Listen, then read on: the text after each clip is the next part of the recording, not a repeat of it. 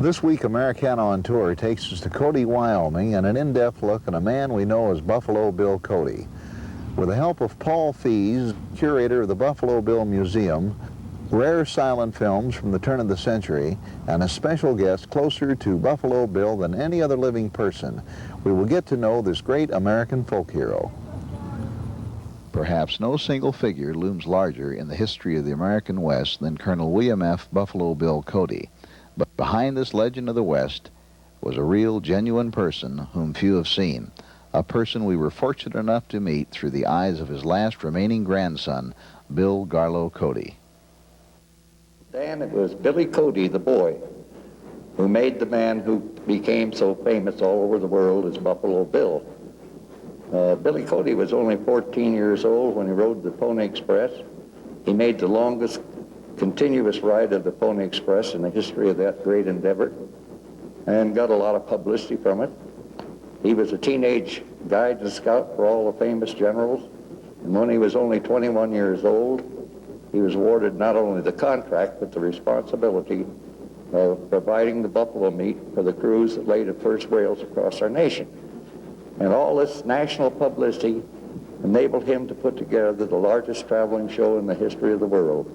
The Wild West Show was the product of Cody's real-life experience of the West and the theatrical ability perfected through years on the popular stage. We spoke with Paul Fees, curator of the Buffalo Bill Museum, about Cody's evolution from stage actor to international superstar. In 1872, on a trip to New York, Cody saw himself portrayed on the New York stage by an actor named J.B. Studley. A dime novel writer named Ned Buntline had written a play based very, very loosely on Buffalo Bill's life, and had called it Buffalo Bill, King of Bordermen. Cody was not persuaded at the time to appear on stage. It was foreign to him, and he was rather shy about it. But later, after he got to thinking about it, and after he had had a chance to consider some of the amateur theatricals that he was able to see in the West, was persuaded by Ned Buntline to go on to Chicago and take a fling at theater. I think one of the people who helped persuade him was Texas Jack O'Mahundro, a partner of his on the plains, and someone who did have theatrical aspirations. You know, O'Mahundro went to Chicago, teamed up with Ned Buntline, who is said to have written a play in less than 24 hours. The critics said they didn't know what he was doing all that time. But it was a success with the crowds, and Cody's old commander and most of the Army officers of the Division of the Missouri headed there in Chicago showed up for performances, gave it their imprimatur, and it became a popular smash hit. He toured just about every season after that, after 1873, with his own theatrical group. Colonel Cody had produced a spectacle of monumental proportions. From 1883 until its closing in 1913, audiences the world over were treated to a close-up view of the American frontier. Bill, tell us about the Wild West Show. Oh, it's tremendous. Of course, he had all these horses and everything, and it was the first rodeo, really, in America. Together with the Indians and Indian fighting, the stagecoaches, and he did a lot of trick shooting. He had trick ropers, trick riders. It was, and he tried to depict the Old West the way it was, so that the people in the East and across Europe kind of had a better understanding of what happened in the Indian Age here in America. At the peak of the show, there were over 650 in the show, including 250 of the Indians. Many of the famous Indians, such as American Horse, even Sitting Bull, traveled with the Wild West Show all across the United States, 30 years, 7 years across the continent of Europe, into Russia, Turkey, Romania, Greece, Italy, you name it. And at Queen Victoria's Golden Jubilee, she made a command performance upon the show and invited all the royalty of Europe to come to meet this man who had become so famous as Buffalo Bill. And at the turn of the century, there's no question, he was the most photographed and best known American in all the world. Cody's entourage included two of the world's most famous sharpshooters. Legend has it that after the death of his own son, Kit Carson Cody, the colonel adopted the neighboring rancher's son. Under Cody's tutelage, Baker was transformed from ranch hand to a world-class exhibition shooter. The colonel further expressed his trust and affection for his protege by appointing him operations manager of the show, a position he faithfully executed for the entire history of the exposition.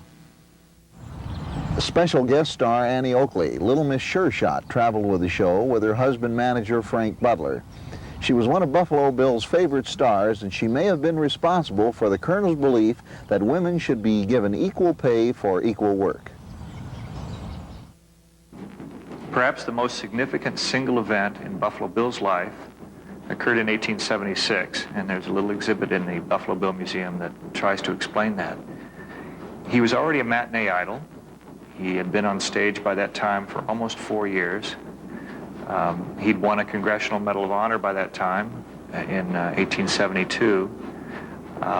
And yet there in 1876, matinee idol, he was called back by his old commander, General E.A. Carr, to help guide the 5th Cavalry during the great summer that has become known as the Summer of the Custer Battle, or the Summer of the Great Sioux Wars.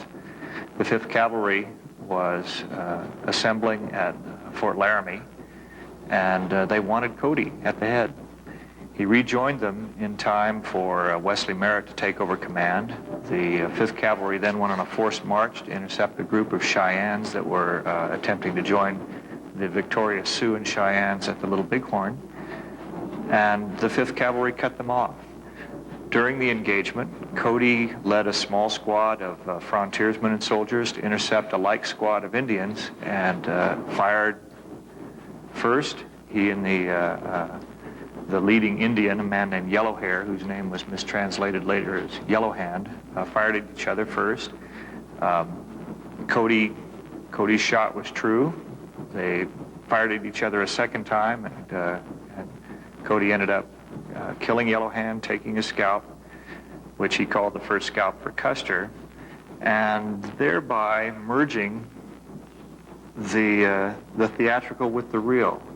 There is a sense of purpose and drama to what he did, but also there's just a remarkable coming together of history and fiction in one person. What happened after that is that Buffalo Bill became, in a sense, more than human to his audiences. He became a symbol for the West, and everything that he said, everything he brought to the public in his Wild West show after that was seen as a truth. And in fact, one newspaper lamenting the demise of the Wild West show in 1913 called the Wild West a show of the truth as it was. So it's that central event that helped make the message that Buffalo Bill took, that narrative that he took to the public in his Wild West show, so real to them. The Wild West show toured from 1883 to 1908.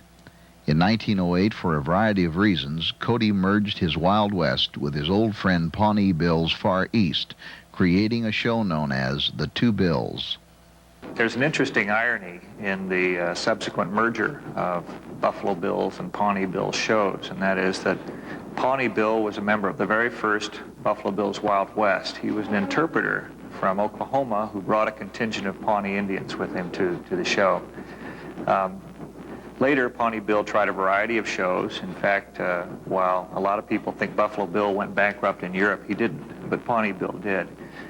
But Pawnee Bill was a good showman and a good businessman, and by 1906 or 7 had one of the premier Wild West shows still touring. Cody's show was in need of a partner because Cody's old partners, Nate Salisbury and James A. Bailey of Barnum and Bailey, had both died. Cody himself, while a competent businessman and very good at organizing and directing his show, was tired of trying to handle all the details himself, and rather than engage in the kinds of booking wars and advertising wars that those shows commonly did, he and Pawnee Bill got together on very good terms. And beginning in 1908, they began running their shows together as Buffalo Bill's Wild West and Pawnee Bill's Great Far East. But it was known to most people as the Two Bills Show. They also successfully marketed some motion pictures together, the Buffalo Bill and Pawnee Bill Motion Picture Company, mostly of Wild West show footage, to try to take advantage of the rage for motion pictures. But also trying some more elaborate theatrical ventures, including a Life of Buffalo Bill on film. So they had an interesting and mutually beneficial partnership.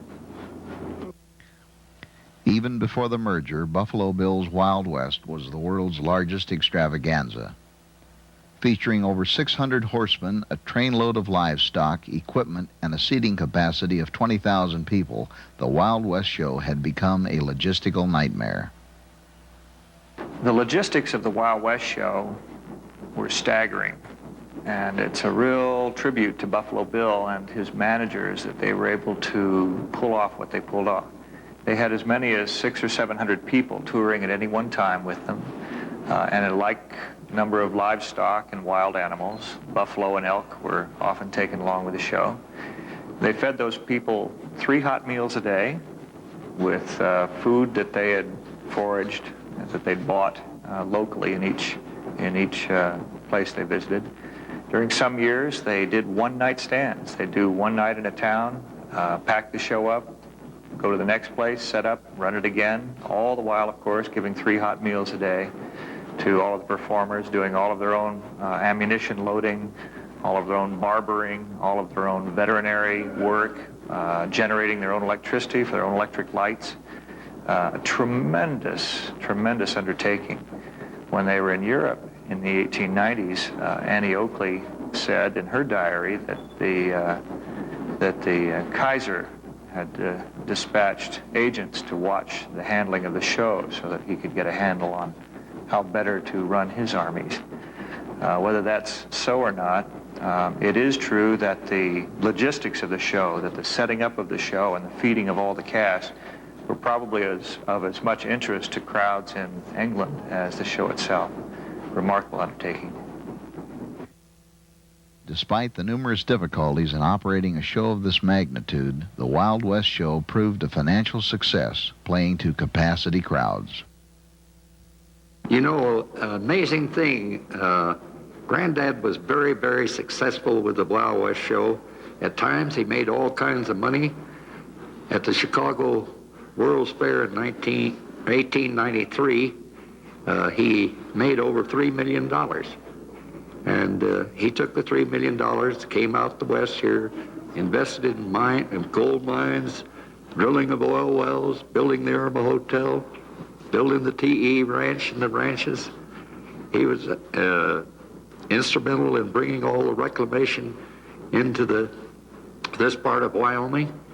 And but yet, on the other hand, there were times when he was in financial straits. He spent his money to develop the West. I think that's one of the most overlooked phases of his life. He was truly a builder of the West. Bill, despite the Yellow Hair incident, your grandfather was known both as a fearless fighter and a great friend of the American Indian.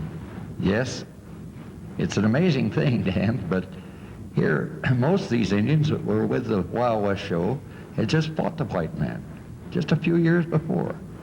But Granddad was able to recruit them and go on this tour with him because they knew him to be fair. He went to Washington, fought for their rights, fought for their treaties.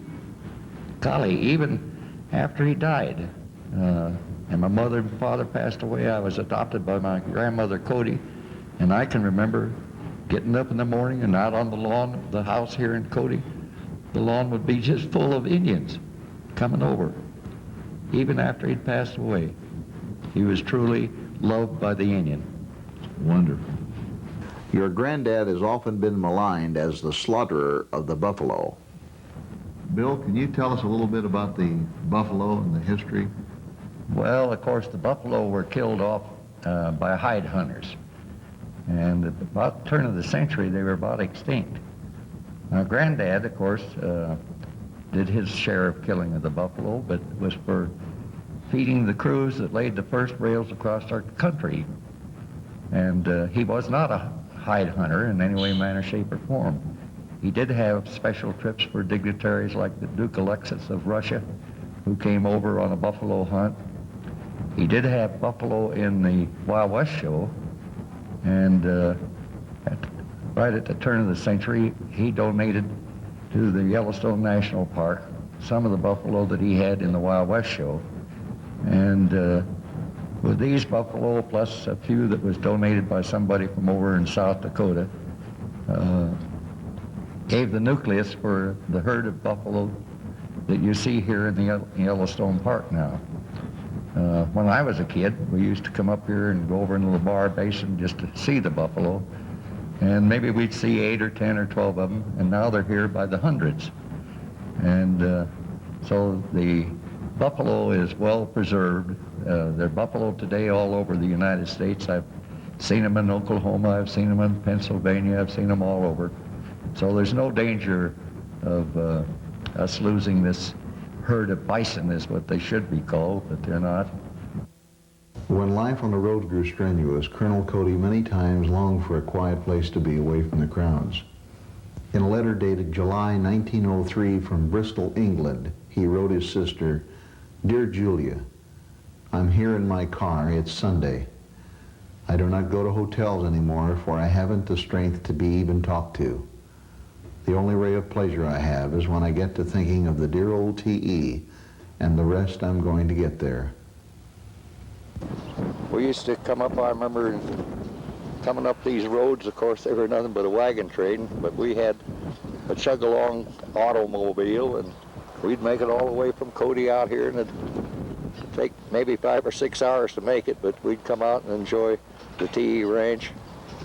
And of course at that time, why, the family owned the Irma Hotel, and they owned Pahaska Teepee. And so up until the time my mother and dad died, I was spending my time as a kid here at the T.E. Ranch and down in Cody and out at Pahaska Teepee. I can't help but remember back just before Granddad died, my mother and father were up there and all the family. We were assembled out here on the lawn, and my dad picked me up and put me on the bareback horse. And the horse came riding right down through here. In those days there was a clothesline here, and the clothesline caught me and pulled me off the horse. And I remember one time we had a nursemaid take care of we 3 kids, and we were over in the barn here that's still here, hayloft up above, and she was going to have us run the length of the hayloft, and we hit down there, and I hit the door, and I went right down into a pile of manure. So there are a lot of memories up here in the T.E. when the family had it and running it. Yeah, this was a cattle operation, wasn't it? It's strictly a cattle, yeah. He bought this from the homesteaders, and then he went over to Sheridan and bought a lot of cattle over there with the T.E. brand, and he bought the T.E. brand along with the cattle. So that's how the ranch got the name T.E. Kurt, come on over here. Dan, I'd like to have you meet Kurt Bales. Bales. Ranch. Kurt's family came here at the very early at the turn of the century and homesteaded everything and lived here in this valley here. They all knew Granddad well. And now your job is kind of the foreman of the cattle over here. Yes, I am. That's what I oversee, the ranch and part of the operation, and try to run the modern day cows today. And that has changed, hasn't it? Oh, there's been a few changes in the industry over the years. It really has. Fellas, I'm sure that this is where Granddad always stayed. My family, of course, lived over in the bigger house, but Granddad loved it out here. He'd come out and be by himself and do a little reading, and of course those days it was just a candle to read by, or a lantern in some way. And but here's where he came to relax and enjoy it and get away from people. Yeah. You know, for all those years, traveling all over Europe, being entertained by the royalty, 30 years showing all over the United States, 7 years across the continent of Europe, And it was a tiring thing, travel, travel, travel. So he always looked forward to coming back and coming out here to TE Ranch to do his resting and to enjoy it. Always came here in the fall of the year for hunting and enjoyed it very, very much. This was his favorite spot in all the world, I believe. You know, an amazing thing, Granddad was very, very successful with the Wild West show. At times he made all kinds of money. At the Chicago World's Fair in 1893, he made over $3 million. Buffalo Bill and his partner Nate Salisbury knew that the World's Columbian Exposition in Chicago was going to be one of the great World's Fairs, one of the great aggregations of people, and decided to take advantage of it. Salisbury moved quickly and secured a corner near the main gate of the White City, as the World's Fair was called, built a grandstand to seat 20,000 people, and he and Buffalo Bill were in business. They filled the grandstand twice a day for the entire summer, and it's said, although there are no income tax records, of course, to check, that Cody and Salisbury each netted $1 million from that summer's work. Cody also put together for that year something that made it perhaps even more spectacular than it would have been otherwise. He added a feature that would stay with the show until the end, the Congress of Rough Riders of the World, he called it, with representatives of, as they said in those days, all races and nations in the saddle. So it was a chance for people to compare horsemen from around the world. And in fact, that was appropriate since there were people from around the world who were in Chicago that summer taking in the fair. But yet, on the other hand, there were times when he was in financial straits. Buffalo Bill is not given much credit for being a good businessman. He's also not generally regarded as a reflective person. Both of those statements remind me, in fact, of a discussion of Cody by his one-time partner, Pawnee Bill, who said that Buffalo Bill always struck him in their times together as being somewhat childlike. Childlike in a couple of ways. One of those is in his faith in other people. He was what we might call a sucker for a good story and was always an easy touch for a handout. But he was also someone who believed that business deals were struck with a handshake, and who expected other people to keep their promises in the same way that he expected to keep his own promises. Another way in which Cody was childlike, at least as Pawnee Bill told it, was in his approach to economic development. Pawnee Bill said that Cody told him that the reason he kept sinking his money into gold mines in Arizona and Wyoming was because he thought that gold had to be the cleanest kind of money there was, that it didn't rely on the exploitation of a lot of people, that all you had to do was carry the gold up out of the ground and cash it at the assayer's office or at the bank, and it would be an easy way to support all those retainers and workers and relatives and all the others who depended on Buffalo Bill for income, and keep his ranches in operation and allow him to retire to the mountains out around Cody, Wyoming, that he loved so much. So in that sense, he was childlike and maybe a little unbusinesslike in his approach to spreading his money around. He took the $3 million, came out the west here, invested in gold mines, drilling of oil wells, building the Irma Hotel, building the TE Ranch and the ranches. He was instrumental in bringing all the reclamation into this part of Wyoming. I think that's one of the most overlooked phases of his life. He was truly a builder of the West. When Cody started making investments in this new town of Cody, this new town, his namesake, one of the first and most important things he decided to put his money into was a hotel. In those days, Cody was nothing much more than a couple of dirt streets that crossed where 12th Street, or the main downtown part of Cody, is now, a few wooden shacks, and some promise. And Cody put about $80,000 into erecting a fairly grandiose for the time sandstone building that he called the Irma after his youngest daughter. Building a hotel like that in a place like Cody seems to me the equivalent in a modern city perhaps of putting up a domed stadium. It's as much an emblem of civic pride without regard to profit or economic return as it is a matter of business. It was Cody's way of saying this town is here to stay, and in fact the Irma Hotel still anchors downtown. At the height of his career, Colonel Cody entertained lavishly. His hunting lodge, the Pahaska Teepee, became a rustic refuge of princes and presidents. Bill, this is a significant spot in your heart, isn't it? Oh, yeah. You know, Dan, Granddad first came over into this area in 1892, came over the Bighorn Mountains from Sheridan, and he selected this location as a place for a hunting lodge. And that's what it was from the very beginning. And then as the tourists started going through the east gate of Yellowstone, it was 1913 when the first automobile went through the east gate here. Prior to that time, why, it was stagecoach and wagons. So it became, in the summertime, kind of an overnight stop for the tourists that were going into Yellowstone. Now, the lodge itself is very, very much like it was in when it was originally built. The main difference as I look around is electric lights. Of course, they didn't have that when the lodge was built, surely, but it was built along in about 1901, 1902, about the same time as the Irma Hotel was built down in Cody.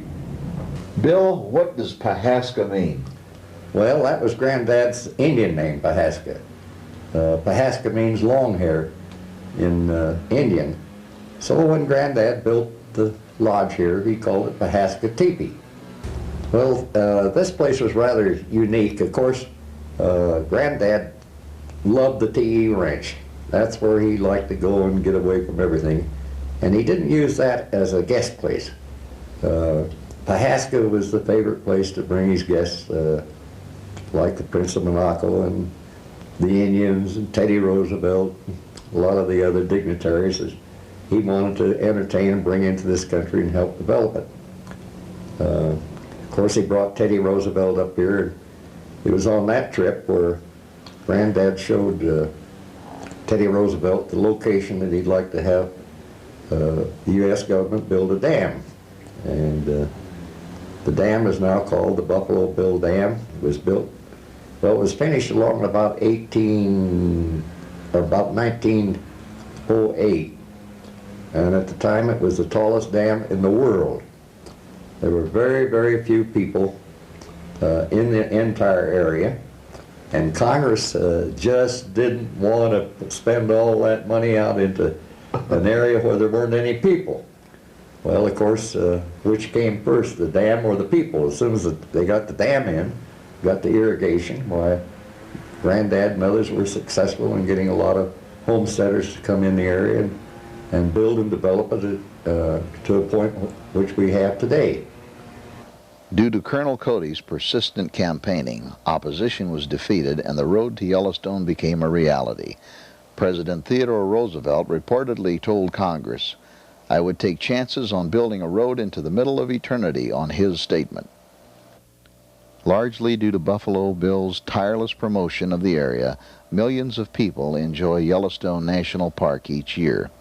His efforts were recognized in the early 1930s at the dedication of Cody Peak. I remember I was just graduated from high school and I was asked to dedicate that peak to Granddad. And I can still remember some of the things that I said. It was on Pathé News. I said, "We are here today to further commemorate the memory of Colonel William F. Buffalo Bill Cody by dedicating this beautiful peak to his memory." Bill, that was how many years ago? Oh, goodness, that was 1932. You have a tremendous memory. With the death of James A. Bailey, Cody found himself in 1907 and 1908 without a partner for the first time, at least the first time since he'd managed his stage plays back in the 1870s. And he found he needed one. He found that for someone of his age, it wasn't as easy to pull all the strings that needed to be pulled to make a Wild West show work. So he found kind of an unlikely partnership with Pawnee Bill Lilly, a banker and stockman from Oklahoma who actually had been in the very first Wild West show back in 1883 as an interpreter for the Pawnee Indians. He and Pawnee Bill struck a deal, and they toured together then fairly happily for the next 4 years till their show was bankrupted in 1913 in Denver. The bankruptcy was a result of the machinations of one of the owners of the Denver Post, a man named Harry Tammon, who through some underhanded contracts and through the buying of a note from one of the Buffalo Bill's show lithographers, managed to arrange for the show to be closed in Denver by sheriffs and put up to auction in July during its visit to the Mile High City. And Tammon thereafter seemed to own a piece of Buffalo Bill. Tammon put together his own circus the next year. He called it the Sells Floto Circus for no good reasons, really, except that Sells was a good old circus name, and there was a man in the sports department of the Denver Post named Floto, and he put Buffalo Bill up as the star attraction, Buffalo Bill himself in the Sells Floto Circus. It was not a happy association, and as soon as he could get out of his contract with Tammon, Cody did so. But during those 4 years that Cody and Lilly were together, their show was known affectionately as the Two Bills Show.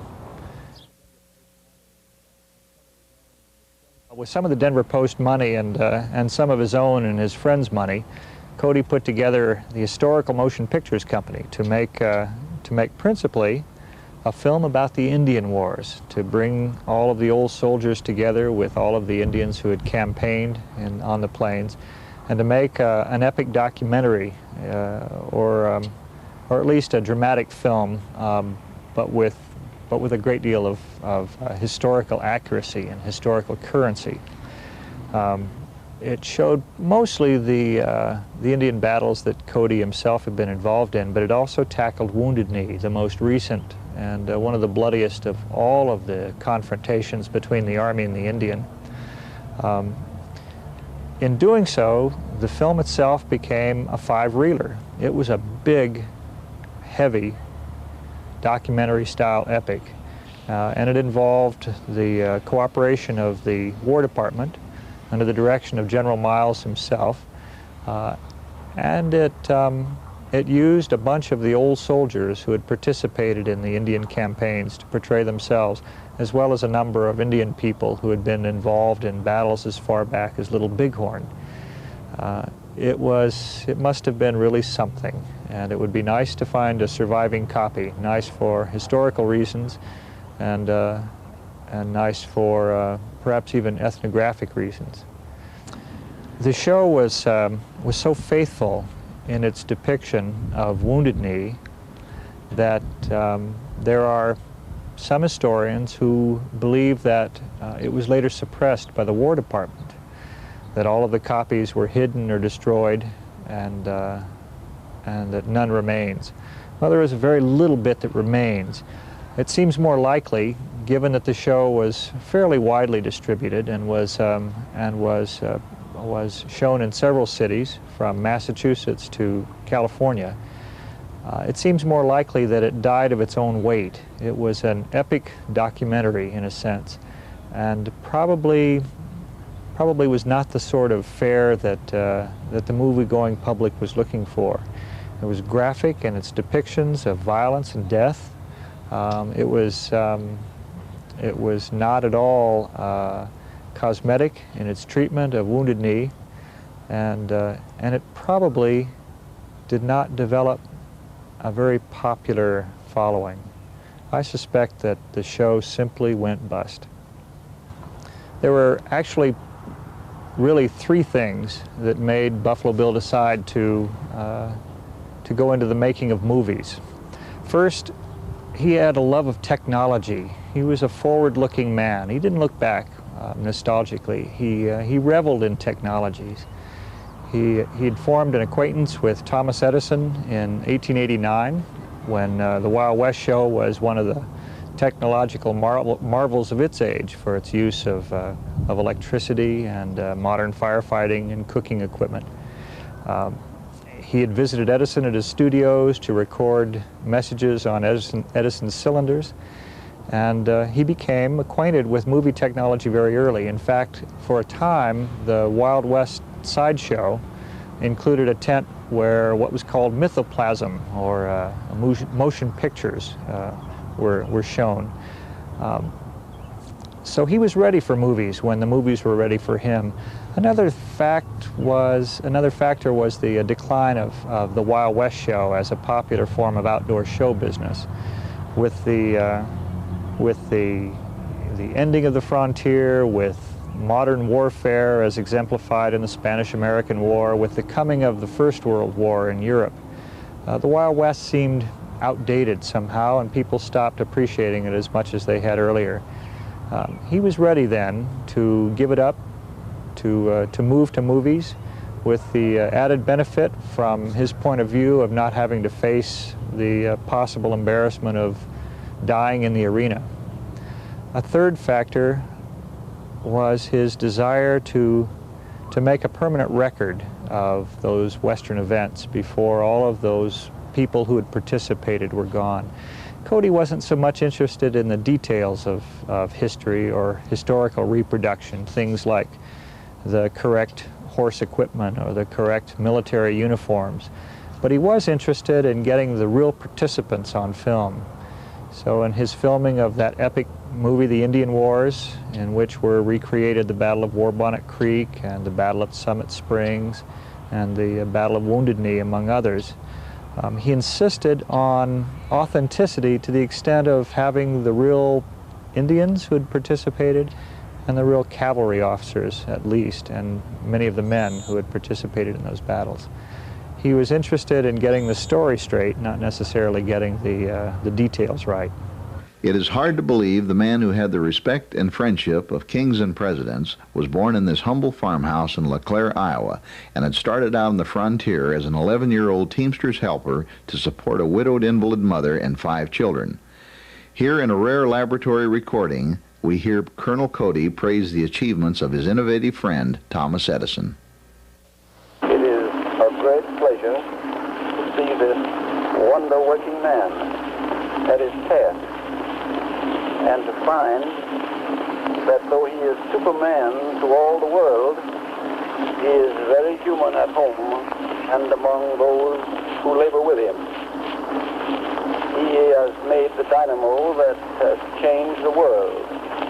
It seems almost uncanny that the voice in this place can be perpetuated, and that he has sent out to the world his phonographs, which have given more entertainment and pleasure than any invention in the history of the world.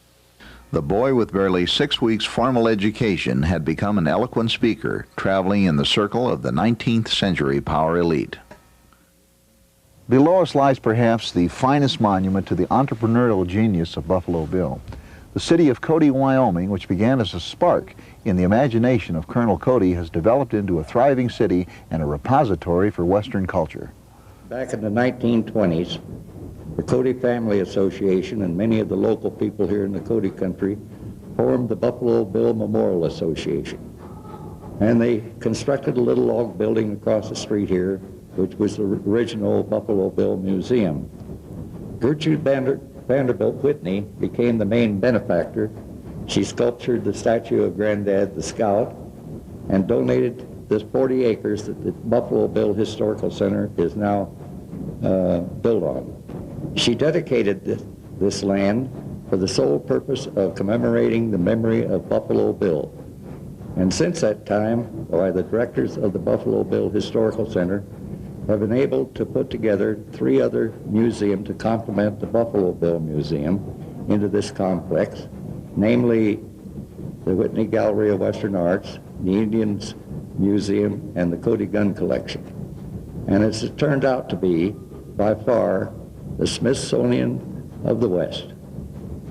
Today we sit in a structure that's 210,000 square feet, operating in an annual budget of about $4 million, and a staff of well over 125 people, running a museum of national and international stature in a town of 8,000 people in the northwest corner of the least populated state in the Union, Wyoming.